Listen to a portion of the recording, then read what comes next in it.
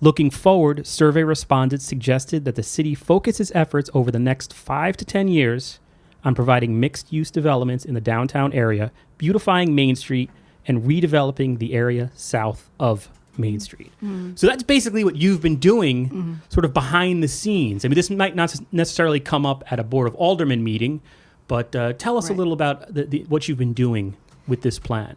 Right. It's very exciting. If you know Derby, we have major acreages that it's not productive. And so, that's a challenge. So our Main Street, half of it's undeveloped. It's terrible. So we put out a RFP for firms to give us an idea of what can be done there. And there were 11 that responded.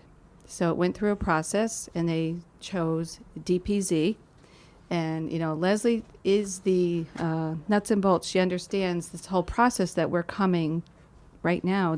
We're at the very beginning of this process. We are, and it's an incredibly exciting process. It's not just like the POCD, and you very adroitly noticed the difference between the Derby POCD and others.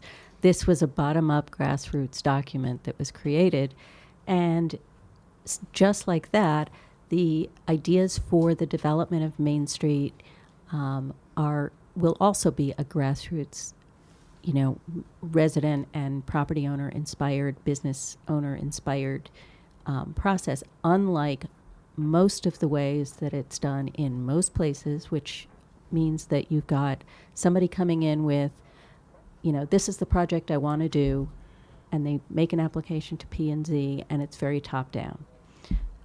So this is unlike anything that certainly Derby's ever seen, and there have been a few other municipalities in Connecticut that have done a similar process. What are some of those? Bethel just did one with DPZ. In Hamden did a similar process in 2007, beginning in 2007, and used it for their zoning regulations for the entire municipality. And so that process worked incredibly well. And just by way of reference, I was the town planner in Hamden for 13 years during and promoted that process. So and that was DPZ as well? That was not DPZ. That was Gotcha, okay. It was a team of different firms, not DPZ, but very similar process. So it worked with the idea of organizing and getting people to regular citizens, the you and me's of the world, and getting them to come to meetings, to come to what's called a charrette. It's a design workshop. It lasts for several days. Derby's is scheduled for the week of November 13th. There'll be 2 workshops before that that we also encourage people to come to. One is, I believe, September 22nd, and I'll have to get back to you on the other date. But the first one will be September 22nd.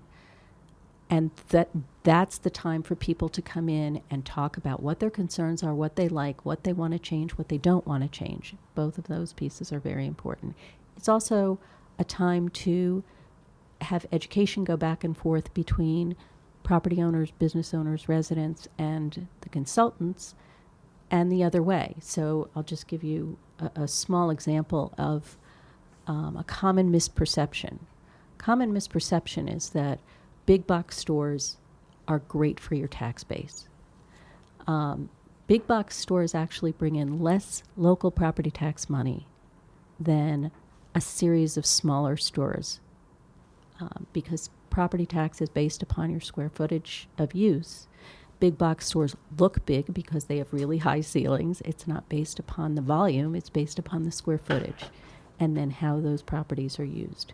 So and one of the people on the DPZ team is going to map out. He has it's fascinating to watch, and I encourage everybody to come, if for no other reason than just to see this. And DPZ, they literally wrote the book on new urbanism, isn't Absolutely. that correct? Go ahead, though. Yes. We can revisit that, but Absolutely. Finish your thoughts. So a guy named Joe Minicosi is on their team, his firm, and they map out the tax implications of different ideas. So if you draw out an idea, just on the table, you sketch it out, in front of you and me, and then he puts it in, and you can see comparatively, okay, let's try out this idea. What's the effect on the tax base? Okay, that's that. We'll put it aside. Let's try the next idea, and then you can compare them. And you So it's compare data-driven planning. Absolutely. Because it seems like in the past, and I think that's this a good way goes to put it. this goes to your original comment when you first started talking. I know I've sat through since 2009 redevelopment authority meetings, and it was the process then was somebody would come in, a developer or a representative of a developer, and basically With a pretty picture. yeah, lots of pretty pictures, lots of big ideas, and it's still Ground happening. level up. And Yeah, so what's different here is you're actually going to create this comprehensive plan that then you take it out to the market. Like, will they work on a report? What's the end result? The end result is actually multifaceted. The end result is a set of zoning regulations for the area, for Main Street to the water. It is also, there's also you have the economic impact of that as a part of a report. There is a report that comes with it. There are implementable steps that come out of this at the end. And you have, DPZ has the highest rated built, these reports sometimes will just sit on a shelf. Mm-hmm. They've got the highest percentage of built projects. They get stuff done. Absolutely. People Okay. know. One of the things that developers don't like is when things are unpredictable. They like predictability. They like knowing what the process is to go through from A to Z in terms of getting approvals. They like to know what's going to be going up, what the possibilities are for what is going to go up next to them across the street from them, because that's going to affect the marketability of their project. It's called form-based code. But it's a slightly different way of developing zoning regulations. And more than anything, what that code does when you code that way, as opposed to just what uses can happen, when you code based on the form of buildings and their relationship to each other, it gives people that predictability.